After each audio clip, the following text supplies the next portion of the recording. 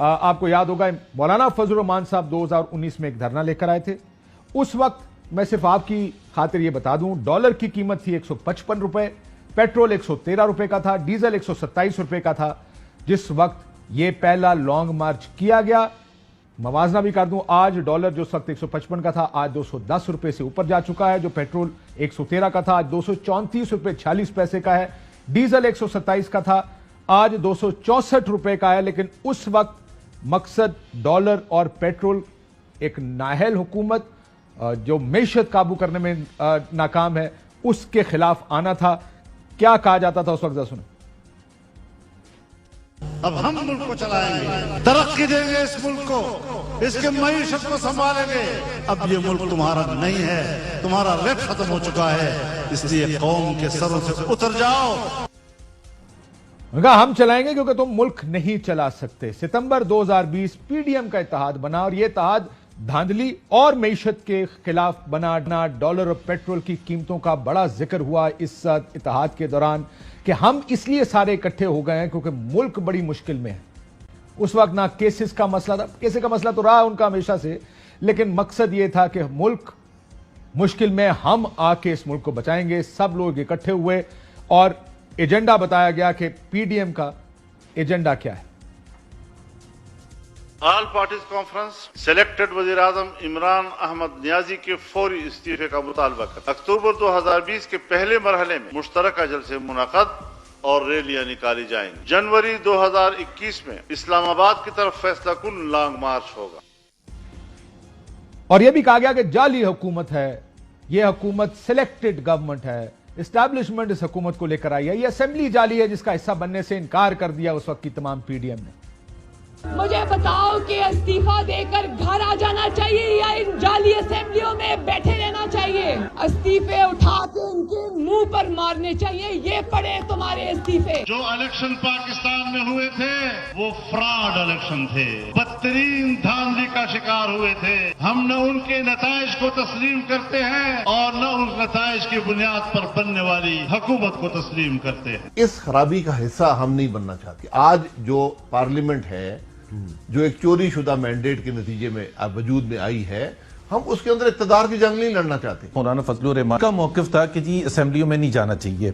हमारा मौक़िफ़ था कि, और ये इस वक्त खत्म हुआ पीडीएम का इत्तेहाद जब पीपल्स पार्टी से इत्तेहाद से असेंबलियों से इस्तीफे देने के मसले पर बाहर निकली। लेकिन मसला क्या था? जाली असेंबली है, चोरी शुदा मैंडेट है, इस असेंबली का हिस्सा हम नहीं बनना चाहते। सो ये 2019 और 20 में ये मौक़िफ़ लेकर अपोजिशन सामने आई। फिर 2021 आया तो जो महंगाई बढ़ती गई, पेट्रोल महंगा हुआ, डॉलर ऊपर गया, डीजल महंगा हुआ, तो वो मौक़िफ़ इसके साथ साथ के नए इलेक्शंस कराओ, ये असेंबली जाली है, महंगाई की तरफ जाना शुरू हुआ। और पीटीआईएमएफ बजट के नारे आप असेंबली में सुनते रहे।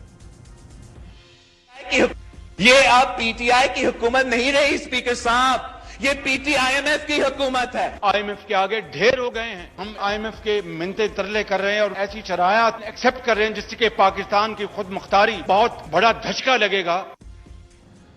सो पीटीआईएमएफ की गवर्नमेंट है, ऐसी शरायत एक्सेप्ट कर रहे हैं। अब इशू ज्यादातर मईशत की तरफ चला गया क्योंकि जाहिर है इस मुल्क में महंगाई आहिस्ता आहिस्ता बढ़ रही थी। पीटीआई की आईएमएफ की शरायत जो लागू करनी थी, उन्होंने कहा सब्सिडीज खत्म करें अगर आपने हमारे प्रोग्राम में रहना है। उसके बाद 2022 फरवरी में पाकिस्तान पीपल्स पार्टी ने एक अवामी मार्च किया।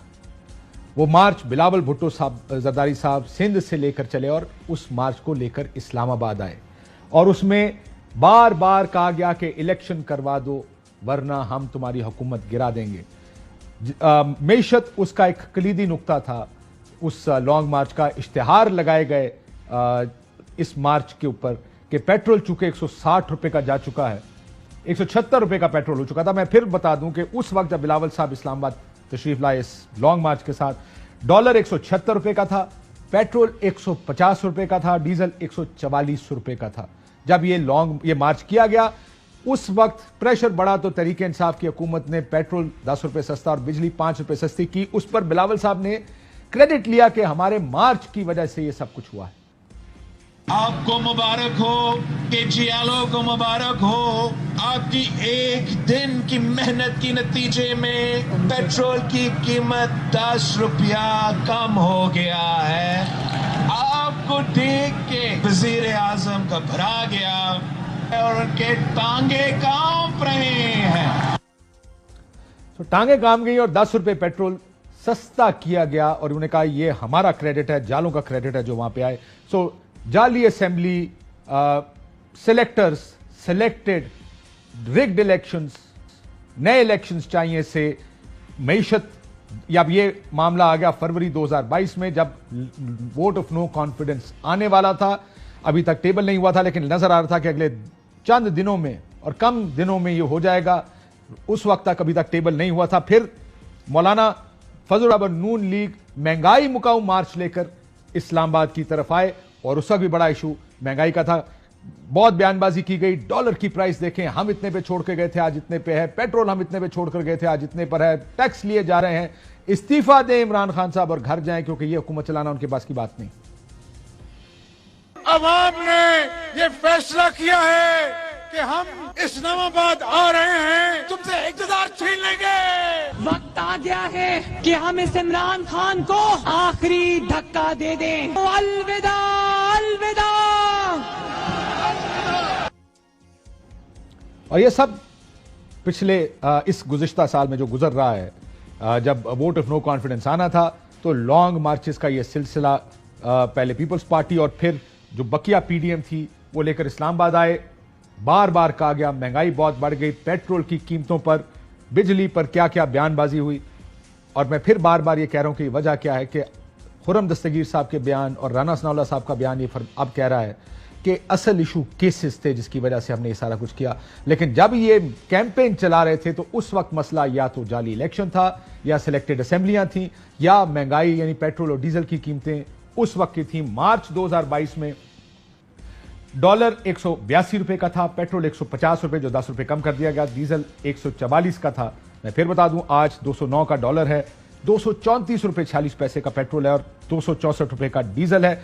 बिजली और उस पर क्या क्या बयानबाजी हुई क्योंकि ये फिर इशू बड़ा बन गया। यानी जो जो वक्त गुजरता गया जो इशू सामने आता था उसी को इशू बनाकर, और ये आज की बात नहीं, एक तारीख है पाकिस्तान की कि हुकूमत के खिलाफ जो भी ऑपोजिशन होती है वो इन चीजों पर बयानबाजी करती है। उस वक्त भी बिजली पर बयानबाजी हुई। क्या बयानबाजी हुई जरा सुनिए। ये चलें अभी आपको थोड़ी देर में ये सारी बयानबाजी सुना देते हैं। इमरान खान साहब बार बार ये कहते रहे, आपको याद होगा पहला इमरान खान साहब ने जब असेंबली में तकरीर की उनको तकरीर नहीं करने दी गई, शोर व गुल में एक तकरीर हुई है। जो दूसरा एलिमेंट है कि क्या बयान होते हैं वो था एनआरओ। एनआरओ है क्या? एक मफामत का नाम देकर केसेस खत्म करने का जो मायदा परवेज मुशर्रफ साहब का उस वक्त की ऑपोजिशन के साथ हुआ था, बेनजीर भुट्टो साहबा के साथ हुआ था, उसको एनआरओ का नाम दिया गया, नेशनल रेकन्सिलिएशन ऑर्डिनेंस। यानी अगर आपने मफामत करनी है तो आपको केसेस खत्म करने पड़ेंगे। मुशर्रफ साहब ने खुद बाद में यह एतराफ किया था कि मुझसे गलती हुई जो मैंने एनआरओ किया, लेकिन उस वक्त के मेरे सियासी हलीफों ने मुझसे यह फैसला करवाया। माजरत मांगी है पाकिस्तानियों से कि ये एक फैसला था, विद हाइंडसाइट मैं कह सकता हूँ ये मुझे नहीं करना चाहिए था। यहाँ कुछ पॉलिटिकल फोर्स जो मेरे साथ थे उन्होंने ये करवाया मेरे से, मैंने उनकी बात मानी, केसेस देने के ऊपर मैं राजामंद हो गया। और एनआरओ, ये लफ्ज एनआरओ ये मेरा बनाया हुआ नहीं है। एक तरफ जहां selected, rigged elections, petrol, diesel, dollar की बात थी, इमरान खान साहब ने पहली तकरीर में भी एनआरओ का जिक्र किया कि एनआरओ नहीं दूंगा क्योंकि ये लोग एनआरओ मांगते हैं। लेकिन जो मर्जी कर ले आपको एनआरओ नहीं मिलेगा। और अब भी एनआरओ 2 की बात कर रहे हैं इमरान खान साहब कि ये एनआरओ 2 मांगते थे। आज उन्होंने ट्वीट भी किया इमरान खान साहब ने खुर्रम दस्तगीर साहब के बयान पे कि हम तो पहले से कहते थे कि ये एनआरओ मांगते हैं।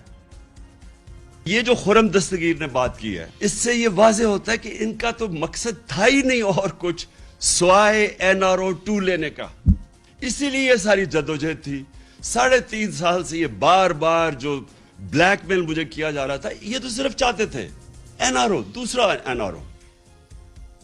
एनआरओ यानी केसेस का खत्म होना। और अगर अब आप ये सारा पॉलिटिकल सियासी तनाजुर देखें जिसमें मूवमेंट चलती हैं, लॉन्ग मार्चेस होते हैं, धरने होते हैं, वो सारा सियासी मकासद, लेकिन उसका फेस उस वक्त के हालात के मुताबिक कुछ बनाया जाता है। अहम तरीन खबरें अब एक क्लिक की दूरी पर। हर लम्हा बाखबर रहने के लिए सब्सक्राइब करें हमारा YouTube चैनल। अपने मोबाइल फोन से मुल्की और बैनुल-अक़वामी अहम खबरों तक रसाई के लिए डाउनलोड कीजिए मोबाइल ऐप। बामसूख ज़राए से मुसद्दिका खबरों, तज्ज़ियों और तबसरों से मुस्तफीद होने के लिए विजिट कीजिए पाकिस्तान की सबसे बड़ी न्यूज वेबसाइट। ARY न्यूज पहुंचा रहा है खबरें सबसे पहले आप तक, ताकि आप रहें हर लम्हा बाखबर।